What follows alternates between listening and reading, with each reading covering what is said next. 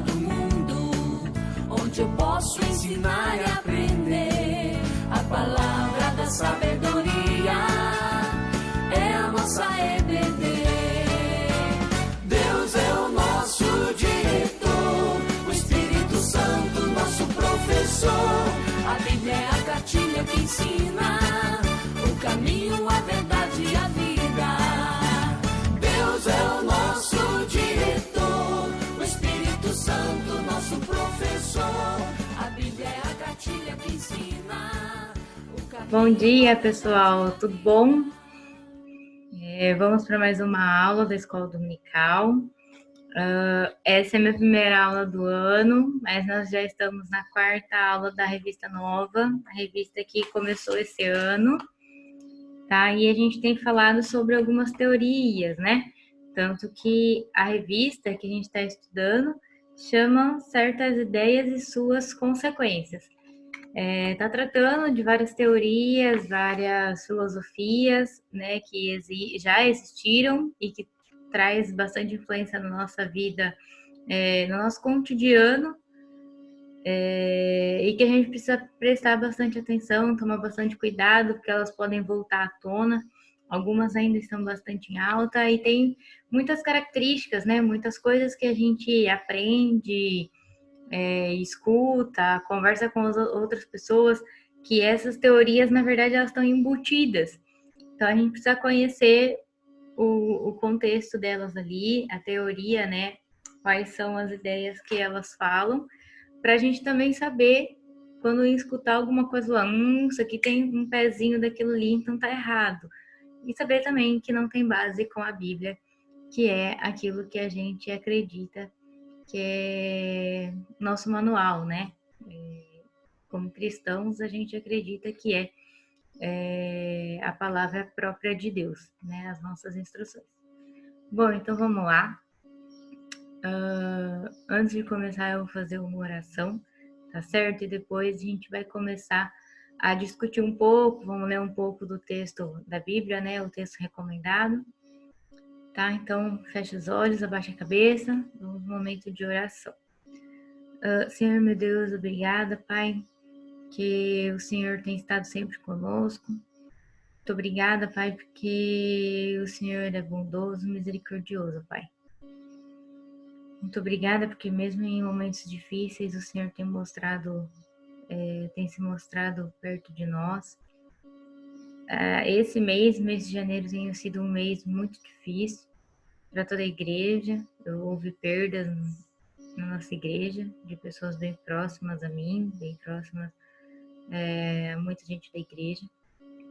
Pessoas novas se foram e a gente fica angustiado, a gente fica triste, melancólico, mas o Senhor sabe todas as coisas e a gente tem que primeiramente confiar em Ti, ó Pai. Que o Senhor tenha piedade dessa nação, tenha piedade das nossas vidas, Senhor, e que o Senhor esteja sempre conosco, que a gente possa sentir a Tua presença e que a gente não se desvie, ó Pai, apesar de toda a maldade e toda coisa ruim que tem nesse mundo, Pai. O Senhor fique conosco. Durante essa lição, o Senhor me ajude a falar um pouco sobre aquilo que até eu mesma aprendi enquanto estava estudando, Pai, e que eu possa deixar o mais claro e possível e o mais fácil para ser aplicado durante o nosso dia a dia. É isso que Ele pede, Senhor, e desde já eu te agradeço. Em nome de Jesus, amém. Bom, vamos lá, então. Então, a gente vai tratar sobre a teoria do existencialismo. É uma filosofia que surgiu lá para o século XIX, tá? Então, o nosso estudo se chama, então, existencialismo, a insana busca por liberdade e autonomia, tá? E a gente vai entender o porquê dessa história de liberdade. Para entrar no contexto, para vocês pegarem um pouco de qual é a ideia do existencialismo, eu queria que vocês refletissem primeiro essa parte, né? Os filósofos sempre estudam isso, de entender o propósito da vida do homem. A gente também, muitas vezes, a gente se pega pensando sobre isso. Então, isso é uma questão que deve existir desde que o Adão saiu, né, do paraíso. Começaram outras ideias, outras filosofias, outras pessoas que não criam em Deus, né? Então, a pergunta principal é: por que nós existimos? Por que a gente foi feito? Qual é o fim, né? Qual é a finalidade do homem? Para que a gente existe?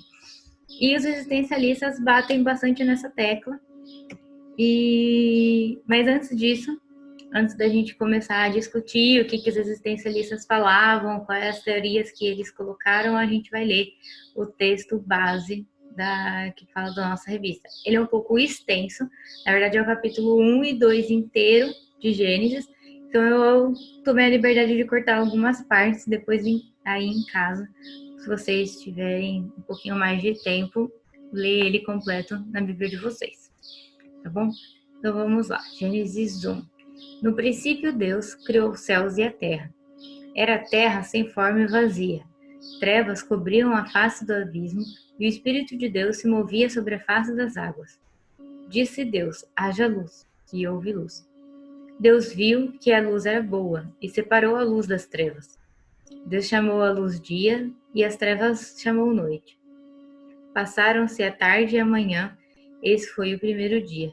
Depois disse Deus: haja entre as águas um firmamento, que separe águas de águas.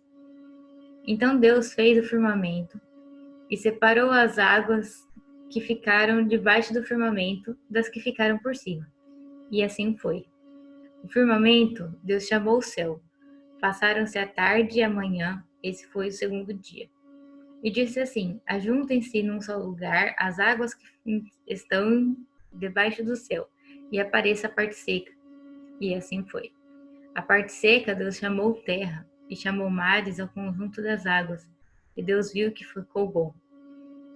Então disse Deus: cubra-se a terra de vegetação, plantas que deem sementes, e árvores cujos frutos produzam semente de acordo com as suas espécies.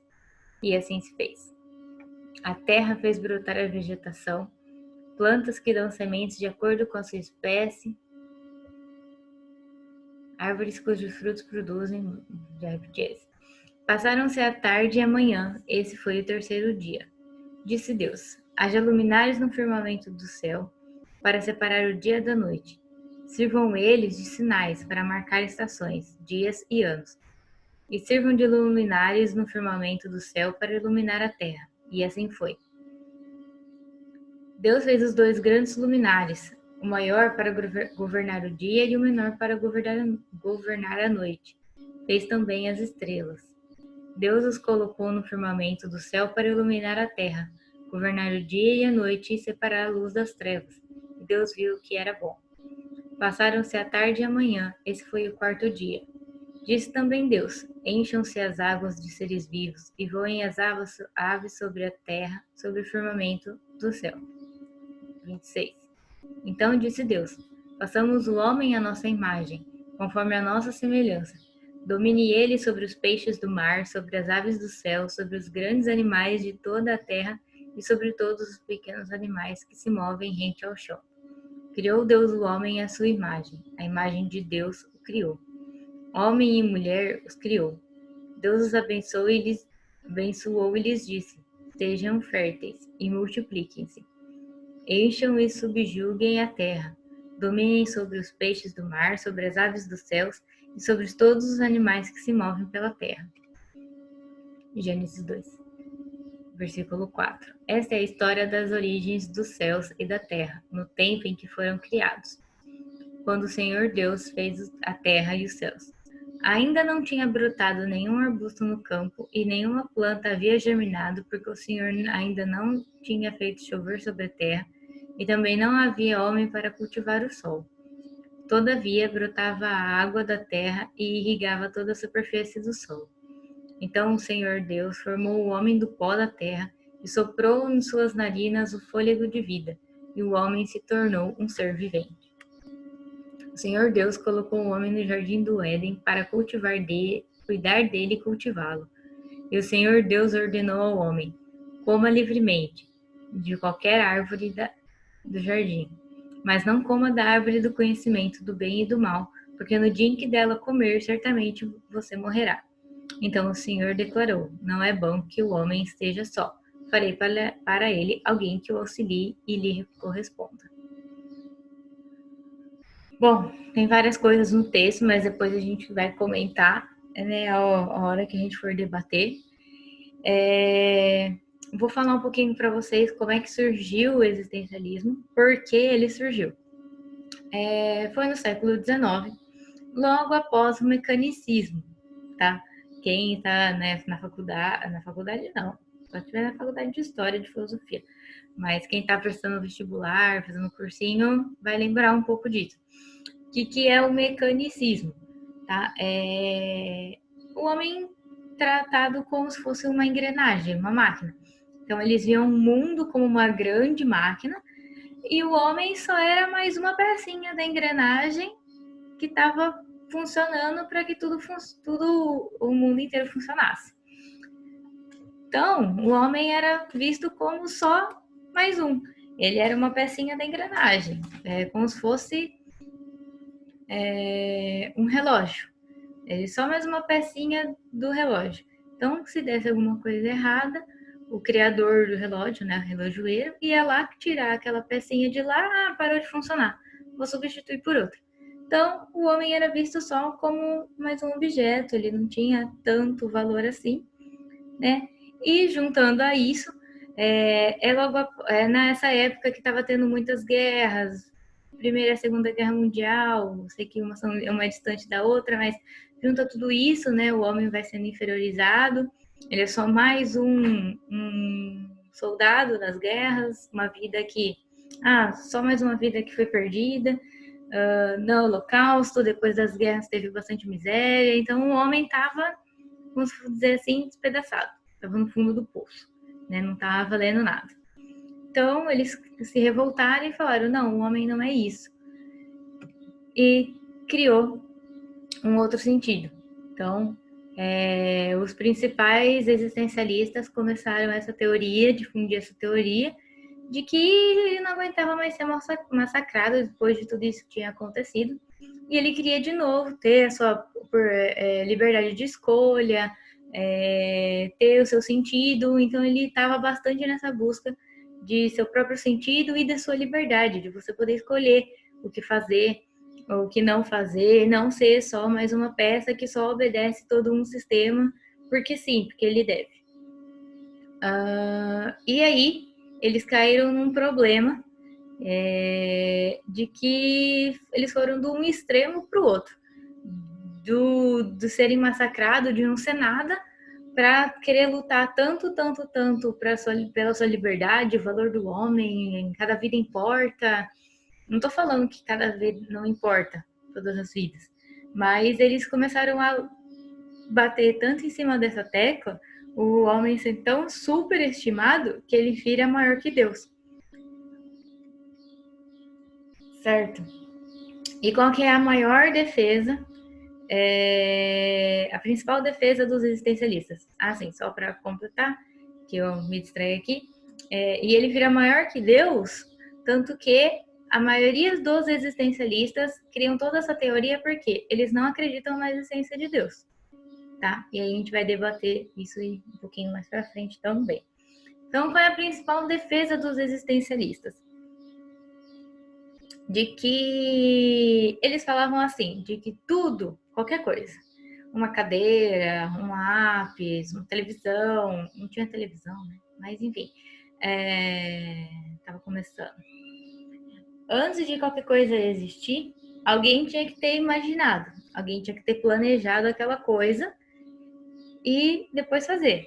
Então, se alguma coisa foi planejada, eles não iam, por exemplo, inventar uma almofada sem ter a função da almofada. Para que eles iam pegar um saco de pano e enfiar umas coisas fofinhas lá? Para nada. Não, alguém já idealizou aquilo antes, lá, tô com dor nas costas, é muito chato ficar sentado, eu quero uma coisa mais fofinha. Enfim, alguém já idealizou e tentou fazer a almofada para esse fim. Então, ele já tem uma certa utilização, já tem uma função que foi pré-determinada, certo? E antes isso era colocado aos homens, na teoria mecanicista. E daí, então, os existencialistas falam que isso é um absurdo e que, então, primeiro o homem existe, primeiro o homem nasce e depois, com o passar do tempo, ele vai pensando para que ele existe, qual é a função dele, qual é o propósito dele, certo? Então, aqui, a principal defesa deles é a existência precede a essência. Então, primeiro existe, depois ele descobre o porquê que ele existe, qual que é a essência dele. Tá? Então, ou seja, nós primeiro existimos. Sim, isso é um texto, uma passagem que que eu tirei da revista de o que os filósofos falavam, tá? E a gente vai discutir essa passagem porque ela tá bem errada, né? Ou seja, nós primeiros existimos e então, sem qualquer referência a um modelo anterior, falta um acento, construímos quem somos. Como assim sem qualquer referência, né? Mas é isso que os existencialistas falavam, que a gente não tem que ter referência nenhuma. Cada um é por si, cada um tem um propósito, você tem que descobrir o seu propósito. Bom, então, quais eram as duas questões, né? Quais são as duas consequências dessa teoria principal deles? Deus não existe. A teoria deles é que Deus não existe, porque se Deus existe, é igual a história do relógio e do relojoeiro que fez o relógio. Se alguém fez aquilo, então significa que ele já fez com algum propósito. Mas eles são ateus, então eles falam que Deus não existe. Por que eles falam que Deus não existe? Porque se ele está falando que o homem já nasce sem nenhum propósito, então ninguém idealizou a criação do homem. Ninguém idealizou por que o homem existe. Então, nós não temos nenhum criador. Nós nascemos do nada, do acaso. Certo? Outra defesa deles, então, é a defesa idólatra da liberdade, que, como assim o nome da nossa lição fala, é a insana busca por liberdade e autonomia.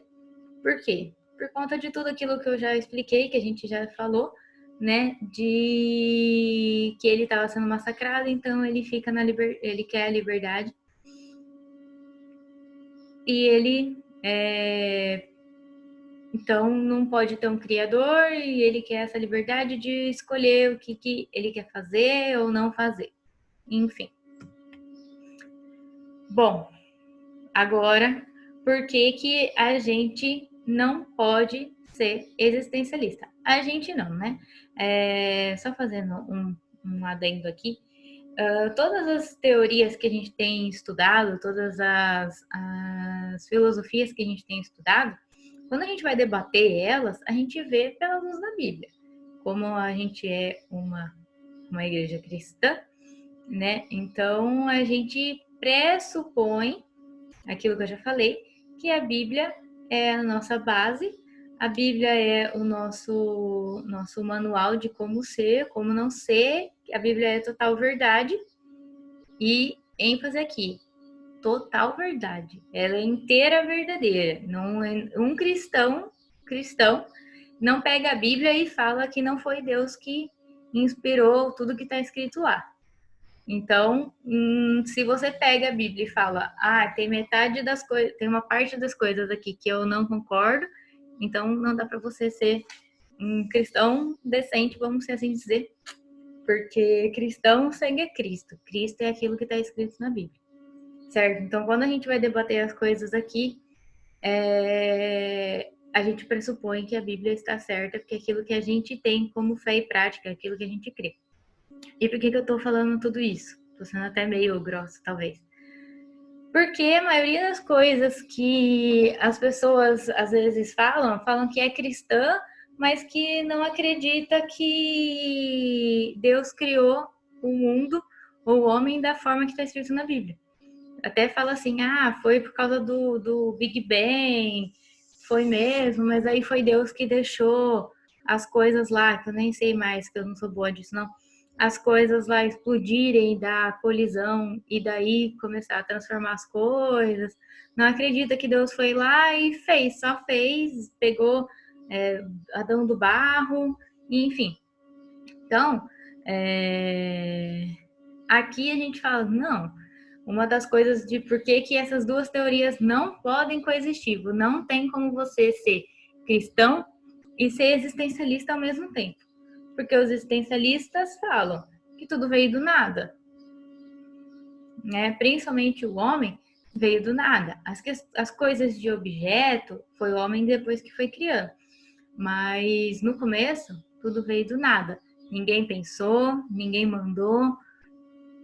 E assim significa que ninguém pode mandar nele. Certo? Então eles são ateus. E o cristianismo, a coisa mínima, né? Um pré-requisito é que a gente acredite que Deus existe e que no começo, logo no primeiro capítulo, né? No primeiro versículo do primeiro capítulo já fala e disse Deus. Estava Deus lá no começo. E não questiona a presença de Deus. Lógico que existe como a gente provar, sim, que Deus existe. Tá? Até, acho que, se eu não estou enganada, acho que foi o Beto que na primeira ou em uma das primeiras aulas falou sobre. Então, se você quiser, volta lá na aula do Beto, que ele defende que Deus existe e, na verdade, existem várias outras teorias para mostrar várias outras coisas para mostrar que Deus realmente existe, tá? Bom, a segunda questão, né? E lógico, essa é a segunda, e lógico que são 3, porque a gente é presbiteriano, né? Sempre tem que ter 3. Essa é a terceira questão de por que a gente não pode ser cristão e existencialista ao mesmo tempo. Por quê? A teoria da realidade, a realidade foi criada. Como assim? Tudo foi criado. Eles falam que tudo surgiu do nada, igual a gente estava falando. E aí cai nessa outra questão, assim, se a gente falar que Deus não existe, Deus existe, mas não foi que as coisas não foram criadas, foi tudo por causa do Big Bang, ou enfim, qualquer outra teoria, que eu já nem sei mais qual existe, porque tem algumas. Não dá certo, porque lá em Gênesis, e aí principalmente em versículo 26 a 28, que se eu não estou enganada também é da parte da mulher e do homem, né? É a criação dos dois. Deus cria as coisas. E cria também o homem e a mulher da mesma forma que criou o restante das coisas. Da mesma forma que criou o sol e a lua, da mesma forma que criou os firmamentos. E não tem como você falar, eu não tenho uma função, porque, poxa, volta lá naqueles pedaços dos trechos que a gente leu. Cada vez que ele vai falando, eu fiz o céu e a terra, ele fala que fez o sol e a lua. Tem várias partes que ele fala, fez tal coisa para a função disso. Fez isso para ser aquilo. Ele já vai falando o que ele fez e para que ele servia. Tanto que na parte do homem, na hora que fala que ele cria o homem, ele já fala, criei o homem, coloquei ele no jardim para cultivar e o guardar. Então, no mínimo, a função do homem é cultivar e guardar o jardim, que agora se estende às outras coisas, né? Tudo que a gente tem. O lavrar a terra, então a questão do trabalho, o homem serve para isso. O homem tem a sua função, já tem a sua função, que é cuidar da obra do Senhor e a glorificação do nome dele. E a terceira coisa, o terceiro ponto, é que Deus criou todas as coisas por meio da sua palavra. Como assim também? O que a revista quer dizer? Volta também lá nos trechos que a gente leu. A hora que ele está criando todas as coisas, tudo começa, os versículos, vários deles começam. E disse Deus, faça isso, isso e isso. E disse Deus, faça isso, isso e isso. Aí no final, e viu Deus que era bom. Então, e aprovou, bateu lá o carimbinho, pode continuar assim, porque ficou bom, ficou legal, ficou chique, do jeito que eu queria. Então, é uma coisa relacional, é uma natureza pessoal, que ele foi lá, ele que pensou, ele que planejou, ele que fez, ele que executou, ele fez tudo. Ele é a empresinha dele inteira. Ele é o que planeja, ele é o que desenha, ele é o que executa. E ele foi lá e foi o que experimentou e falou, ficou bom, legal. Então, é uma coisa pessoal, não é uma coisa distante. Ele só foi lá, fez, sem sentido nenhum, porque ele não tinha nada para fazer. É uma coisa relacional, certo? E, só para a gente encerrar, para a gente pensar também, e aí não está na nossa revista esse pedaço, é de um vídeo que tem no YouTube, de um cara explicando para prova de Enem mesmo. E ele fala esse texto dessa forma. O mundo é essencialmente e extremamente livre. Perdão. Esse filósofo Sartre, o cara do vídeo, não é o filósofo Sartre que está explicando. Ele explica Sartre porque Sartre é o cara que foi depois começar o existencialista, porque ele pegava as teorias de Platão, de não sei quem, filósofos mais antigos, e fez aí essa teoria do existencialismo, tá? Então, perdão, vamos lá de novo. O mundo é essencialmente e extremamente livre em qualquer ação que você faça. Mesmo que você esteja sob cárcere, você pode se rebelar contra essa prisão ou aceitá-la. Certo? Ou seja, você é livre para escolher qualquer coisa, mesmo que essa coisa seja errada.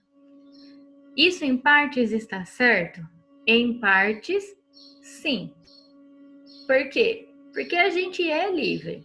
A gente tem a liberdade de escolha e a gente tem a liberdade de escolha de fazer algo errado. Ninguém te pressiona a fazer alguma coisa errada. Ninguém te obriga a isso. Isso em parte está certo. Porém, falar que você tem total liberdade para isso e tá tudo bem, aí é outra história. A gente, como cristão, não aceita isso porque todas as coisas me são listas, mas nem tudo me convém. Então, a gente sabe que tem consequências disso, consequências eternas, né? De não ir para o céu, não ser salvo, se perder no caminho, né? Mas nesse sentido, ele fala que o homem pode escolher qualquer coisa, e é ele por ele, e que se dane o resto das coisas. Sartre também diz assim, que como não há Deus, nós estamos abandonados no mundo, nós estamos abandonados à nossa própria sorte. E ele ainda fala que as pessoas que creem em Deus, as pessoas que inventaram que Deus existe, as pessoas, o homem tem a tendência de criar as religiões para quê? Exatamente para fugir dessa realidade de que a gente está só largado, porque a realidade é angustiante. É isso que eles falam.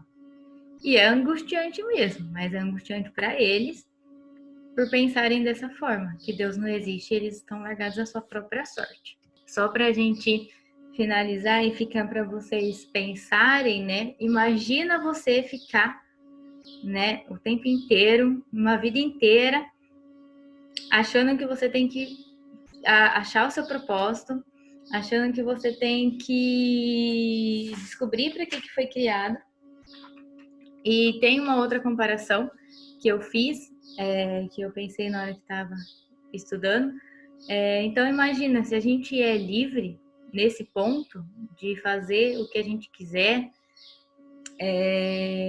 o homem é completamente livre, então significa que se você é livre, você pode fazer aquilo que você quiser, você pode escolher aceitar aquilo ou não. Uma lei, por exemplo, uma teoria moral, né? De que a sua liberdade acaba quando a liberdade do outro começa a invadir a liberdade do outro, isso cai por terra. Porque você pode escolher não aderir a essa teoria. Simples assim.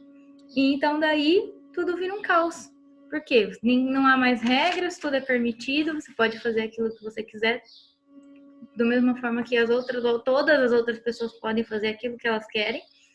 E daí, só para uma ilustração, se fosse realmente tudo assim, cada um pensando no seu próprio umbigo, tendo essa ideia de liberdade, é como se fosse aquele filme do Todo-Poderoso, A hora que ele vira Deus lá, ele vira Deus não, mas ele tem a tarefa de escutar todas as orações e ele responde sim para todas. Então, imagina você orando e pedindo alguma coisa às vezes absurda. Lógico que a gente não ia estar orando, né? Mas tira a oração da história. Mas tudo que você imaginar de fazer, você não precisa pedir. Você não precisa nem pedir para Deus para que algo aconteça. Você vai lá e faz, né? Você simplesmente vai lá e faz o que você quiser. Então tudo vira um caos, igual no filme. É como se você tivesse todas as respostas sim, porque se você pode tudo, então você pode ter resposta sim para tudo. E tudo viraria um caos, ok? Bom, um beijo, um ótimo domingo para todos vocês e até a próxima.